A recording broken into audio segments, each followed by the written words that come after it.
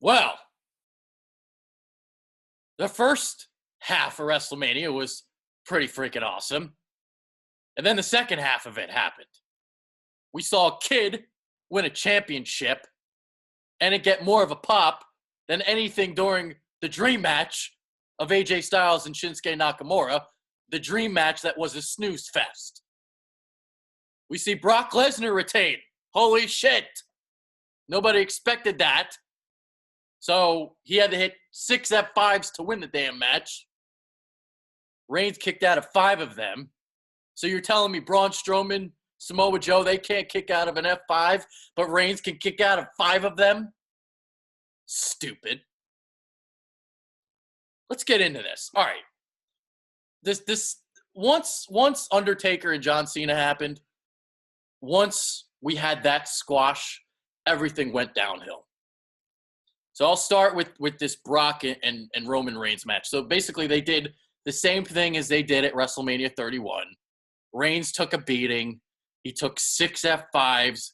One of them was on the announce table. He took one of those brutal elbows that busted him wide open, just like they did in the SummerSlam match between Lesnar and Orton. And that ended that match. So 6 F5s, elbow, million German suplexes. And my God, Brock Lesnar actually retained. My guess, Reigns wins it tomorrow night. We'll see about that. But the match just, I didn't want it to be like the WrestleMania 31 match, but it was the same match, but worse. We had 3 moves in the whole match. German suplex, F5, and spears. It's like all we saw. For 15 minutes, we saw that garbage.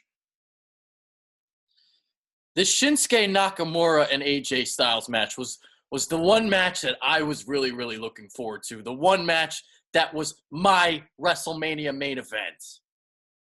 And I don't know what happened. I don't know if AJ Styles' knee is still bothering him, but a 20-minute match that was nowhere near what they did at Wrestle Kingdom a few years ago. And if you want to see Shinsuke Nakamura and AJ Styles at their finest, go watch that match. The heel turn of Shinsuke Nakamura was better than the whole damn match. The crowd was dead. And I guess it was the placement on the card because, I mean, we were at the, 6-hour mark at that point on this WrestleMania card. So, and that includes the pre-show. So by that time, I mean, you're kind of bored, you're exhausted, not really wanting to watch wrestling anymore. But the match itself, I mean, it wasn't what I expected at all. Just wasn't.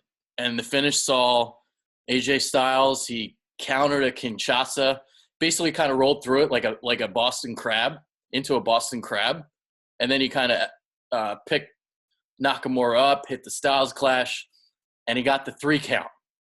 When I saw the Styles Clash, I thought Shinsuke was going to kick out of it, and then I thought they were just going to go balls to the wall for 10 minutes. But the match just ended, and that was that. It never really got going. It never got momentum. It never, not what I expected at all. And then Braun Strowman picked a kid out of the crowd to be his tag team partner.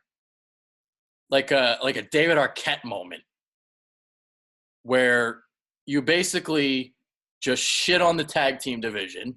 You shit on the Bar, Cesaro and Sheamus. They've been the champs for how long? And Braun Strowman wins. You know, we speculated for weeks who his tag team partner could have been. Whether it was Rey Mysterio, whether it was going to be the Big Show, you know, whether it was whoever. I thought they were going to try to swerve us, and I thought it was going to be Alexa Bliss because of the mixed tag team challenge. I thought she was going to come out there and be his partner and just not tag into the match. Well, they did something like that, but they picked a kid out of the crowd whose name was Nicholas.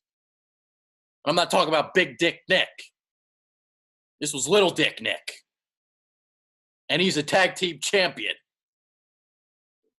Stupid. All right, so what else happened?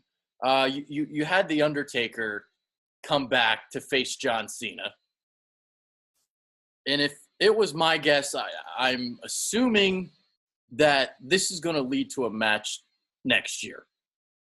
Because it was a 2-minute squash match. Cena had this deer in headlights look, and he got squashed. He goes for a 5-knuckle shuffle. Undertaker sits up. Cena is stunned. Choke slam, tombstone, match over. So you had a 3-month build for that. So I'm going to guess that Cena's going to be so obsessed with The Undertaker over the next year that he's going to ask for a retirement versus retirement match at MetLife Stadium, WrestleMania 35. There's your main event for next year. That's what I think they're going to do. Or maybe you see something where Cena wins the Royal Rumble, and instead of wanting to face a champion, he wants to face The Undertaker again. Maybe that's what you do. They did a great job teasing this, man. Because before the match happened, earlier in the show, you had Cena in the crowd. An official comes over to him, says something in his ear. You see Cena running to the back. And then later, they have Cena come out, and they tease this match. Lights go out, and instead of Undertaker, it was Elias that comes out and plays a little bit of his, does his shtick for a little bit. And then you had that. Cena takes out Elias, all of his frustrations. And then finally Undertaker comes out, and we had a 2-minute match. And Undertaker, he looked better than last year, but not much better. Not much better. Daniel Bryan, Shane McMahon, Kevin Owens, Sami Zayn. Actually, you know what? Let's get to Ronda Rousey. Let's talk about Ronda Rousey now. Because that match was awesome. And that was part of the first half of the show. Up until that match, WrestleMania was going well. Because you had the first match for the Intercontinental title, Miz, Seth Rollins, Finn Balor. That match was awesome. Charlotte and Asuka was awesome. You had, Randy Orton, Bobby Roode, Jinder Mahal, Rusev. That was not awesome. But let's get into this Kurt Angle, Ronda Rousey, Triple H, and Stephanie McMahon mixed tag team match. And we saw a little bit of what Ronda Rousey can do, and she impressed. She did a couple different things right out of the gate. She clotheslined Stephanie McMahon, rolled through it. She hits this spinning Samoan drop, and she was kicking ass, man. She put Triple H in an armbar at one point. She obviously made Stephanie McMahon submit at the end. This match went like 20-plus minutes, and it was good stuff. It was good stuff. This was some really, really awesome stuff. Triple H and Angle started the match. They took about 6 minutes before Ronda actually came in. And they did some good teasing with Steph, where before the match, she kind of shoves Ronda in her face. She pulls her down by her hair. She's on the outside. When Kurt Angle went to go tag Ronda in, Stephanie McMahon comes running over and takes her off the apron, slams her face into the apron there. So they did a really good job in this match, just to get everything in that they wanted to. Stephanie McMahon actually got a lot of offense in on Ronda, which surprised me.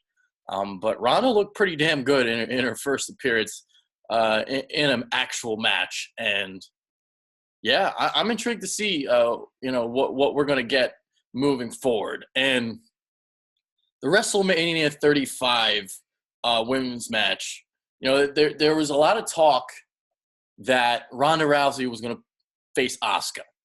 And you're going to set up an undefeated versus undefeated match for WrestleMania 35. But Vince McMahon, he goes and he swerves all of us.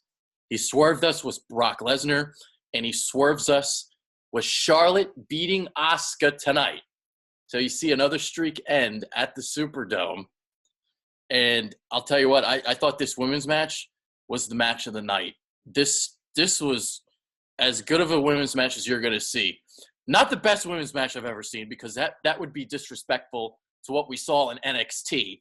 between Sasha Banks and Bayley. By the way, they're the ones that should have went for the Raw Women's Championship, because that Nia Jackson and Alexa Bliss match was awful. But this match was not awful. I mean, you had Charlotte do a moonsault that got countered into a triangle choke. They did a Spanish fly. I thought Charlotte did an awesome job selling the shoulder, because when she actually won the match, she put the figure 8 on, but she didn't put it on with both of her arms, because she had to sell her left shoulder. And I like this match, man. And, some people might say that Asuka lost too early, but, Asuka's so awesome and so intriguing that she doesn't need the streak to define her career.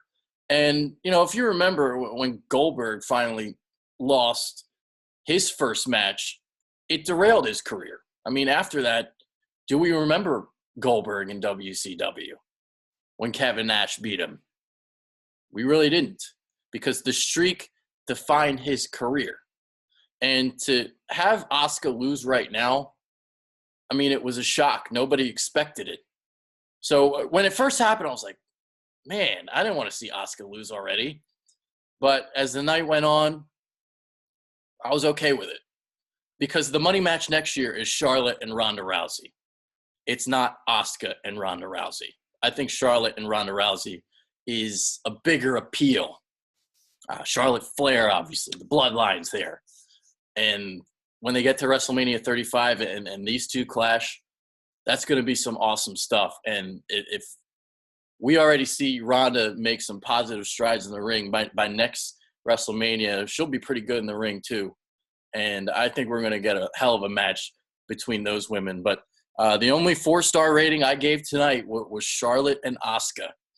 And second best match on the card, I thought it was the opener. I thought it was Miz, Seth Rollins, and Finn Balor. And they did some really cool stuff with counters. And the finish was pretty cool, because if I remember, you had two of the guys up on the top rope. You had Balor and Miz. Rollins goes for a springboard. Miz counters with a skull-crushing finale. Balor hits the coup de grace to break up the pin. And actually, no, that wasn't the finish, but that was close to the finish. The finish was actually when Balor hit a swing blade on Miz, hits the coup de grace after hitting a drop kick into the corner. Rollins curb stomps Balor before he can go for the pin. Then he hits another curb stomp on the Miz, and Seth Rollins is your new Intercontinental Champion. And his entrance was pretty cool. He comes out Game of Thrones style, has the blue eyes, really, really cool stuff there. So he is the King of the North, new Intercontinental Champion. All right, so I guess now we'll just go in order of the matches. Miz, Seth Rollins, that was your opener. Charlotte and Asuka, that was your second match of the night. Third match was Randy Orton, Bobby Roode, Jinder Mahal, and Rusev.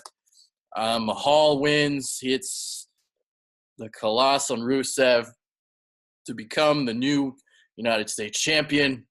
If the rumors were true that Rusev wanted out of the WWE a couple months before WrestleMania, well, he might now want out again, because he loses to Jinder Mahal. Same stupid shit with Jinder Mahal. Singh brother interferes. He hits the Colossus on Rusev for the win. Yuck. Ew. So this match goes like less than 10 minutes. Nobody really cared. I mean, it did have to follow the Rollins match and the Charlotte match, so you had that match go third.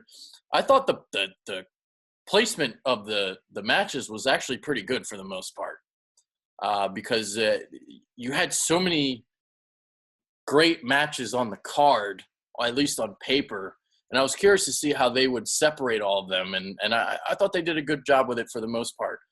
The only one was the Shinsuke Nakamura and AJ Styles match, which the crowd was just dead silent for. Dead silent. Like I said before, they popped more for Nicholas than at any point during that AJ and Nakamura match. Fifth match was Usos versus New Day versus Bludgeon Brothers. Basically like a 5 to 6 minutes match here. Bludgeon Brothers win pretty easily. They basically just kicked the shit out of everybody. And you saw Rowan hit a super power bomb. I believe it was on Kofi Kingston from the top rope.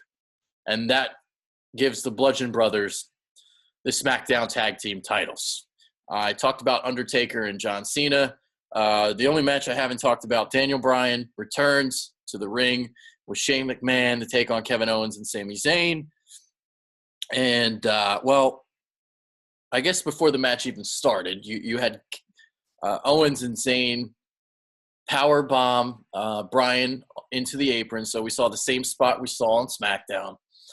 Bryan's out for like the first 8-9 minutes of the match. Before that, we see Shane McMahon hit a coast-to-coast on, I think that was Zayn. He sells his, what was his injury, the hernia, and whatever he was out with. And then finally, Daniel Bryan tags into the match. He did an awesome clothesline on Sami Zayn. I mean, my God. He looks just like he looked a couple years ago. He didn't lose a step. Drop kicks into the corners, hits his missile drop kick. He trolled us a little bit because he sold his concussion symptoms for like a couple seconds, and then he nipped up. Owens hit a vicious pop-up powerbomb on him, kicked out of that. So he's wrestling the same style that we're accustomed to. I thought maybe he'd work a safer style. No, not this first match. So he hits a knee on Zayn, then a yes lock. That leads to the pin. He taps out, and Bryan and Shane McMahon, they win. Daniel Bryan is a winner in his first match back in the WWE. The only other match I didn't really talk about, Alexa Bliss and Nia Jax for the Raw Women's title. I would have liked to see Sasha Banks and Bayley go at it for the Raw Women's title. You had Banks and Alexa Bliss as the final two women in the Elimination Chamber match. I think that's what it was. And I felt like Banks should have won. Banks should have won that match. She should have been the heel to go against Bayley, and we could have had ourselves another epic women's match at WrestleMania. You had Charlotte and Asuka earlier in the night, and you could have had Sasha and Bayley tear their house down. But instead, we see this stupidity, I guess. I mean, Bliss was just scared of Nia the whole match. She goes for the eye. That's basically what she was doing to try and defeat Nia Jax. Nia Jax hits a Samoan drop from the second rope. And that was your winner there. So Nia Jax is your new Raw Women's Champion. I talked about the Nakamura and Styles match earlier, and I don't know what that was about. Because that match really underwhelmed me. Really, really underwhelmed me. Because that was my WrestleMania main event. And that was the match that I was looking forward to for a long time. Now, I liked the heel turn. The heel turn was well done. And it was a boost that Nakamura kind of needed because he was not the same Nakamura that he was in NXT. And it started right from the beginning with the stupid artist gimmick. He should have never been the artist. He should have stayed the King of Strong style. That should have been his gimmick. But now we're going to see a more vicious and ruthless Nakamura. And I'm hoping that at Backlash, they give us the match that we should have gotten tonight. That's my hope. Because the match that we got tonight was meh. It was a dream match. And I understand, dreams are in our sleep. But I didn't think I would actually sleep through this match. It was boring. For what these guys can do and from what I've seen them do at a Wrestle Kingdom, this wasn't that. Yes, the crowd ruined it. But WrestleMania shouldn't be 7 hours long. And that includes the pre-show. By the way, I didn't watch the pre-show specifically because I wanted to watch WrestleMania from the beginning the main show from the beginning and actually watch it all the way through. I wouldn't have been able to watch 7 hours of wrestling. So I'm going to watch the pre-show tomorrow. I heard about what happened. Matt Hardy, Bray Wyatt came back. I know that Naomi won and Cedric Alexander. So actually I might watch those matches later, but I didn't want to watch the pre-show because I didn't want to get bored watching 7 hours worth of wrestling, because that's what it was. We went from about 5 o'clock to 12, all the way up to midnight, even after midnight. So WrestleMania, there it was. The card was stacked, and it didn't really deliver. First couple matches did. When you look at Ronda Rousey, if they would have closed with Ronda Rousey and Kurt Angle, that would have been a good close to the show. That match was awesome. The triple threat match for the IC match was awesome. And Charlotte and Asuka was awesome. Besides that, it was whatever. And Undertaker and Cena, if they do that match again next year, retirement versus retirement, okay, I won't hate on this as much because it's basically a setup for next year. And they actually had the rumors about how that was supposed to be, a setup for next year. There was rumors that Taker wasn't even going to wrestle tonight, that they were just going to do something to set up their match for next year. And basically that's what they did, because they only went out there for 2 minutes.